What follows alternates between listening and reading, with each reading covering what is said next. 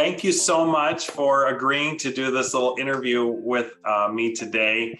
I just want to take some time to hear your story, how God has led you to this place that you're in right now. You said that the day center that you started and the other one, they're currently in Ukraine right now and they're at camp and you're not with them. You're in Denmark, okay? Right? And so this is an amazing story of how you're there and you're not alone. You're not just there with your husband. You happen to have a lot of children with you right now as well. You have 8 children with you in Denmark. So can you explain to me, when the war started, what happened and why do you have 8 children now? Okay, if we will look back, I was 13 when we started dating with my Sasha, with my husband, and I just tell him that I really dream adopt somebody. And he told me, I would like it too, but why you want it? And I said that I think the biggest my dream when I was a little was for somebody adopt me. And it didn't happen, but I can do it. So I growing up with thought that one day we will adopt somebody. But in those times when Corona started, I know that I am pregnant. And I said, okay, God, I understand it. God's blessing. It's a lot of blessings, you know. Our life, it's just box with all blessings. And a big box with blessings that God, you feel this way. Yeah, it's all our life, and it's how I can explain all our life. Yeah, it was October when we had 4 kids with Timothy. Okay, so that's when they first moved in. And war started, and you know, Ukraine, it's so corruption country.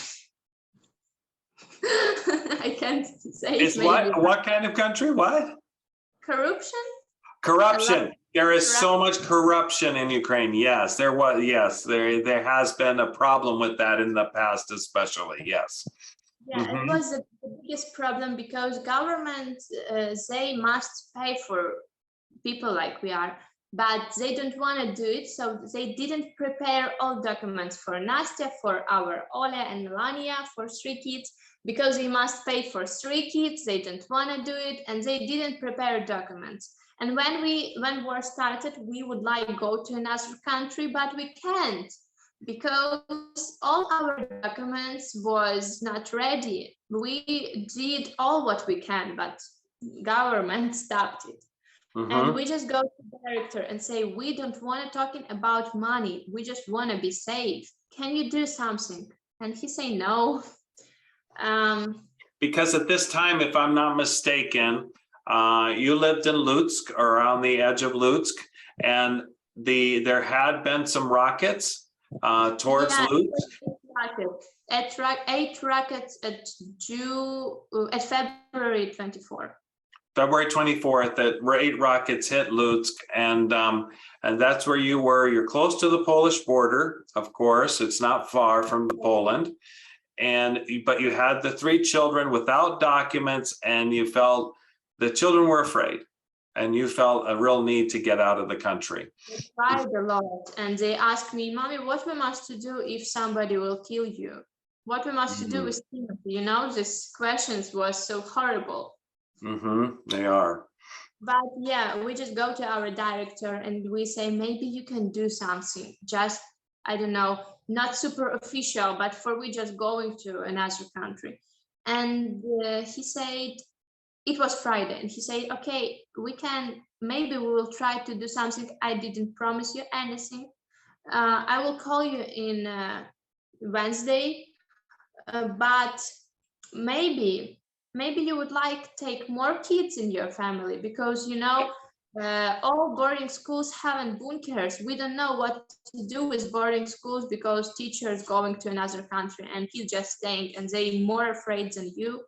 We have really good Yeah, let me explain that a bit. The boarding schools are basically the orphanages for these children are, they may have been taken away from an alcoholic parent, or maybe both their parents have died, it's possible, but now they're stuck there. And some of the teachers are actually leaving for protection and leaving the country and leaving the kids there. And so this director is the director of your children's social services that you're talking to and asking if you take more. Wow. So what did you say, Yulia?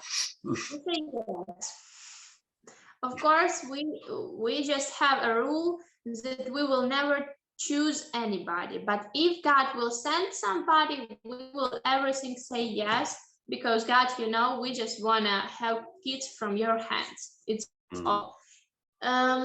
We say okay, and director just look at us and say, what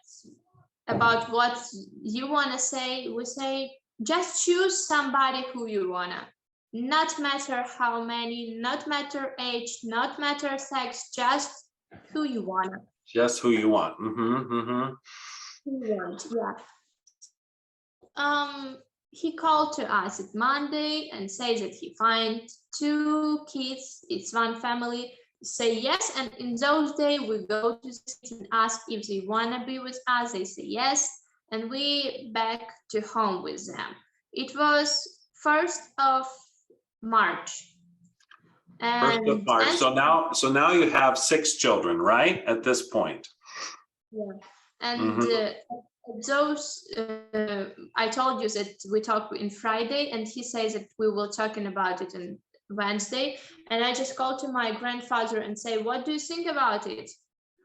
They say that maybe in 3 days they will take an answer, but of course they can't do anything for 3 days. And my grandfather said, Julia, let's pray about it. Why you asking your God, if he wanna for you go to another country, he will preparing all your documents in 3 days.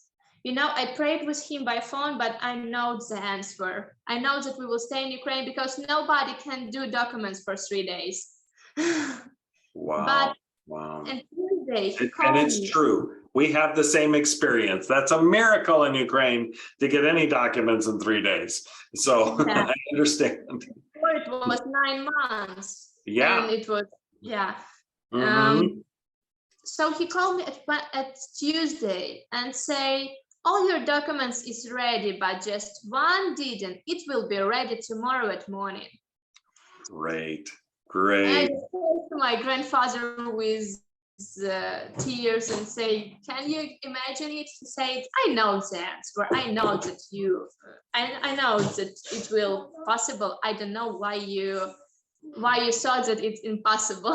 It would be impossible. So you had now all the documents for these 6 children, but you have 8 now. So what happened? My sister lived with me, like officially she lived with her parents, but it's same father, so she had a hard situation too.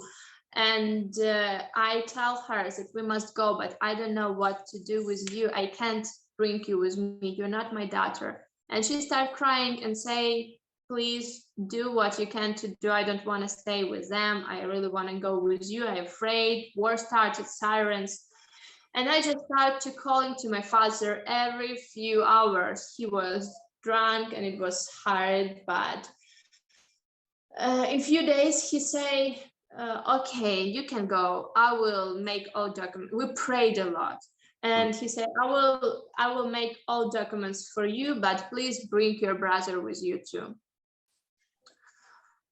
And we were a little afraid because I know my sister, but I don't know so clear my brother, because we never lived together. We haven't time together, just a little bit. And yeah, but I say yes, and we go with him to notary and make all documents. And the next day, it's 3rd of March, we were in a car, and we find that 1st Timothy birthday in the way to Germany. On the way to Germany, oh wow, with 8 children, you had so 10 in the car, is that correct, as you're going to the Polish border? Yeah, we in a bus and in our car. But after we came to Polish border, yeah, we're sitting just 10 people in one car. 10 people in one car for 5 seats. They had 5 places, 5 seats, all 10 of you in this car coming to the Polish border, but God had provided the documents and going there. And so then what happens after the border? Yeah, it's a long story with a lot of miracles again, because people who must finding us in the border, they just forget about us. And we just came to the border, 2 family. It was 18 kids and 4 adults. It was crazy, and we didn't know what we can to do. We in another country, we haven't anybody who can bring us to Denmark, and it's so far away from Polish border. But yeah, God provided, and we find somebody. I didn't know him, but he helped for us. He bring food, and he tried to call to people who can go with us to Denmark. But one team from Germany was, by the way, from Polish border to Germany, because they just bring some food and clothes for Ukrainian people. And they had empty cars, empty like minivans. And he finds them, they came in 5 minutes, and it's how we find a new friends in Germany. They had 1 seat for 1 person for each other. Or, no, it was strict 1 by 1. No, that's wonderful. So people provided for you, and they were able to find a transportation, find seats to get you to Germany, and you're trying to get to Denmark because you had relationships with some Youth for Christ staff members, some workers, Erasmus and others in Denmark, and they're inviting you there to help take care of you and to get you out of the war zone. So you go to Germany, is that right? And we came to Germany, and they say we must have a little rest. So tomorrow at morning we will go with you to the Denmark. But in Germany, when we wake up, they say, let's stay for 1 week. Just have fun. We will pay all what you need. Just have fun, and yeah, you will have time for being in Denmark, but you will haven't time for being in Germany, so you can stay here. Oh, nice. We find a lot of good friends there, and we didn't know. We asked God, why you do it? Why we now in Germany? And when we came to Denmark, we lived here now 5 months. But 2 weeks ago, one woman wrote me that from Germany. She talked a lot that I'm so impressed how you did it, how you came with 8 kids. We talked with my husband a lot, but we know that we will never adopt anybody because it's so hard. And 2 weeks ago, she wrote me that they adopt 2 Ukrainian kids. Are you serious? You, Julia, because I look at you and I saw how young you are, how many kids you have got, and I thought, if she can, I can take 2. If she can be with 8. Wow, isn't that amazing? We're just talking with Sasha, and I say, do you remember how we prayed and asked God why we are here? Now it's answered, because we're just living our life, but somebody changes somebody's life because they look at our family, and it's how God's working, and we are so excited.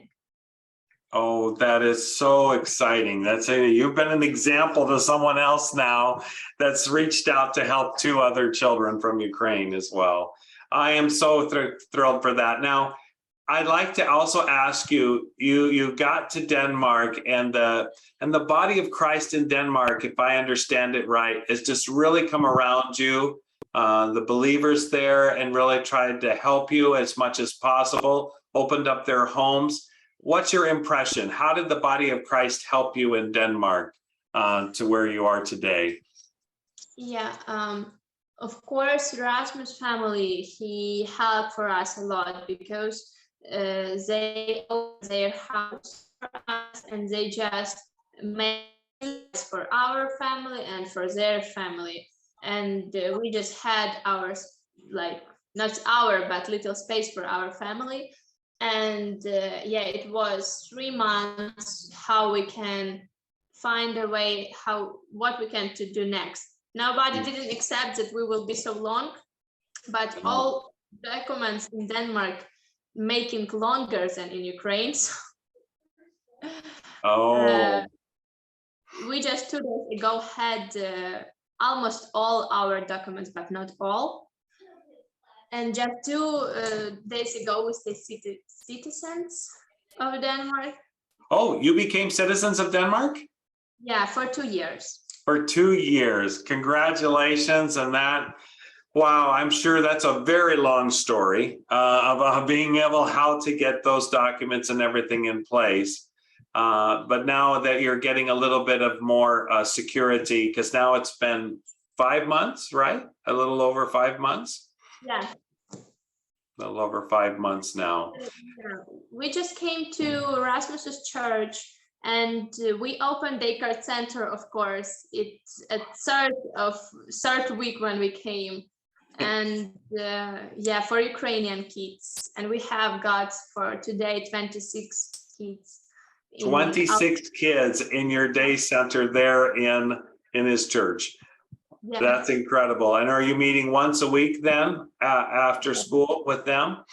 Yeah. And the church helping for, you know, with food for daycare, with money, with building. And for us, when we moved, we haven't anything. It was, you know how it called in Ukrainian, naked walls without anything. Yes.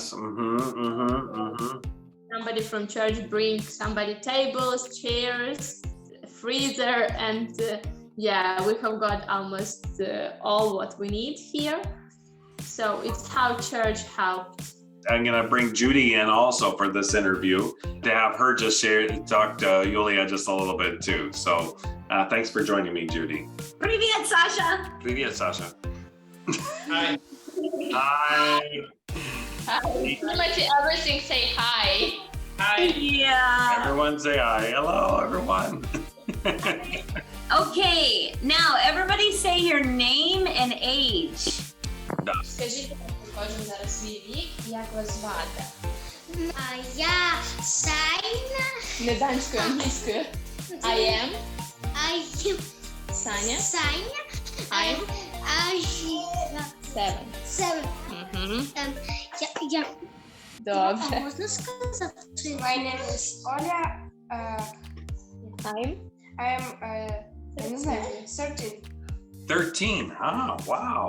Wow, Anya, okay. My name is Олечка. I'm 9 years. 2 years old. Скажи hi. Hi. Hi. And remind me of her name. Melania. Melania, okay. Melania is 2, okay. And who's next? My name is Sasha. I'm 7. Yeah. Oh, you have 2 7-year-olds. Eva, Yeah. Hi. My name is Dave. I'm 13. Oh.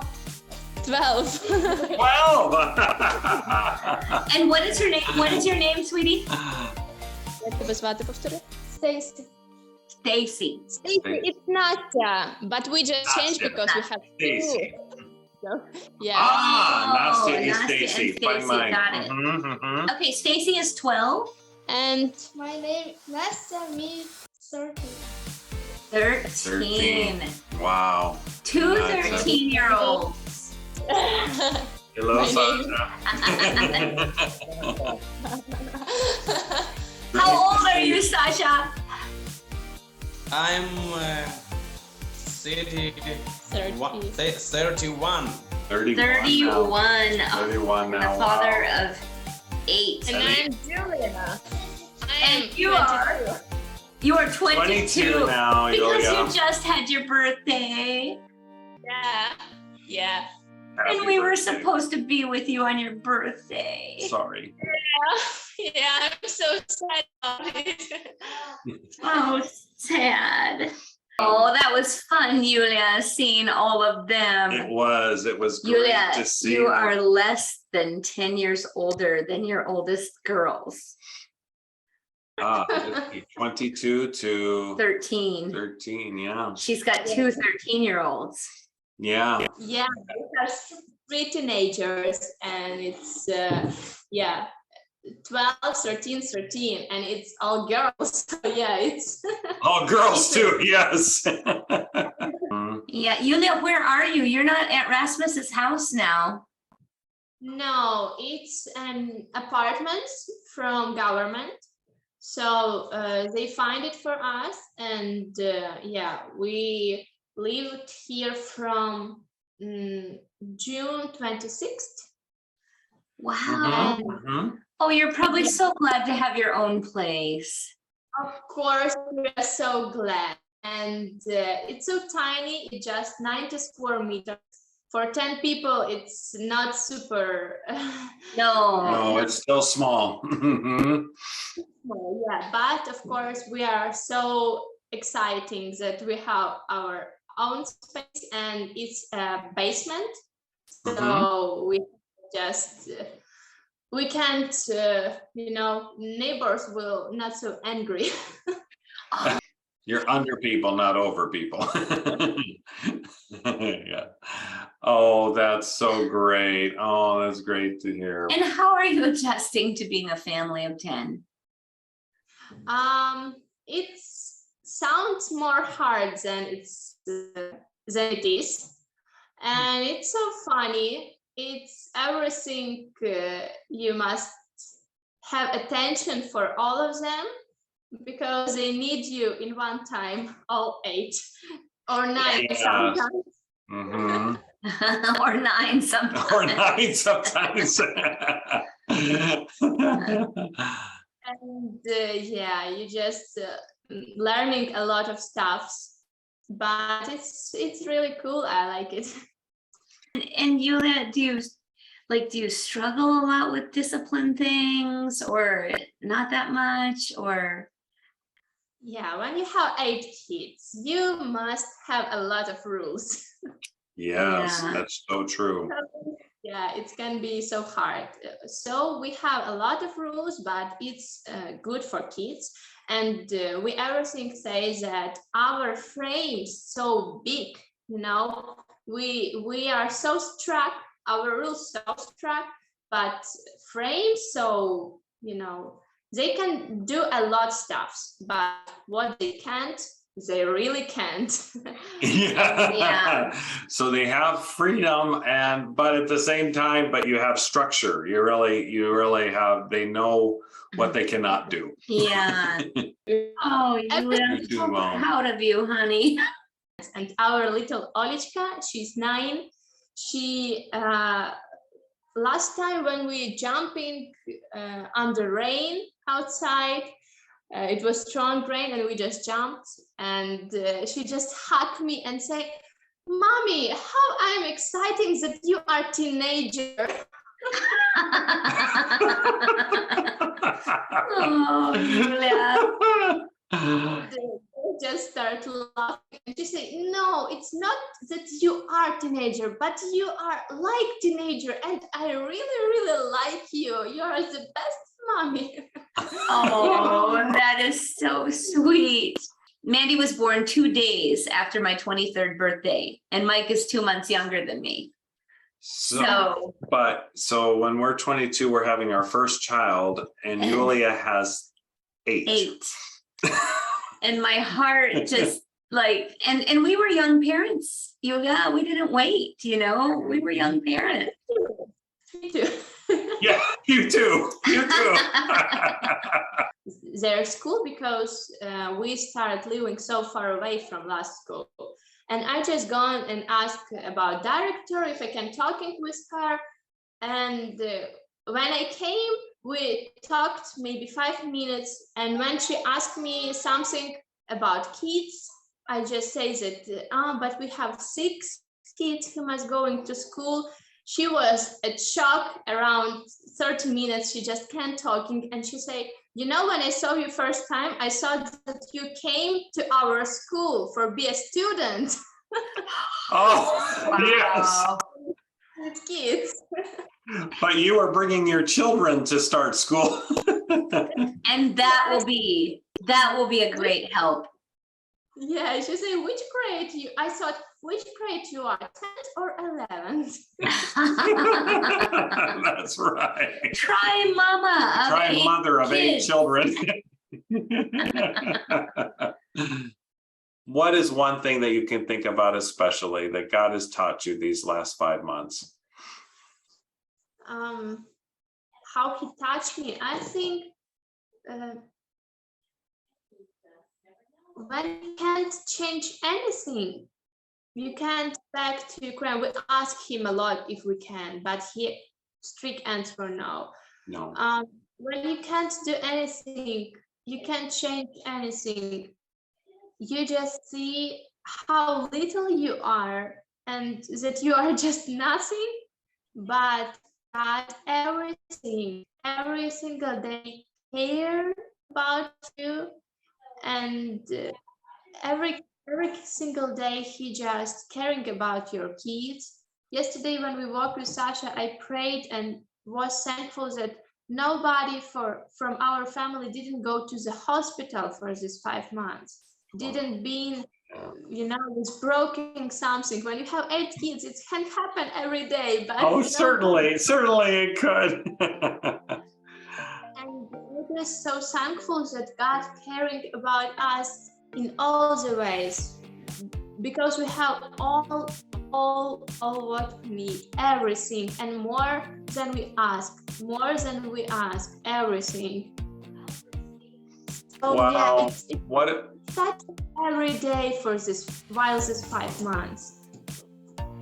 That's a great lesson, a great story. When you can't do anything, just to see and just to pause and just to wait and see how God will take care of you. That's a really great lesson.